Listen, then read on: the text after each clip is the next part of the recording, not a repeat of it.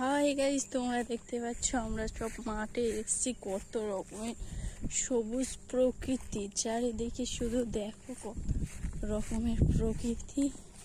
এটা কাঁকরোল গাছ দেখতে পাচ্ছ, এই এক পিস ওল গাছ, এই পাশে কচু গাছ।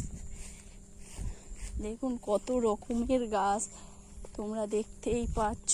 তোমাদের কিছু বলে দেওয়ার প্রয়োজন নেই, তোমরা সব রকম গাছ দেখতে পাচ্ছ।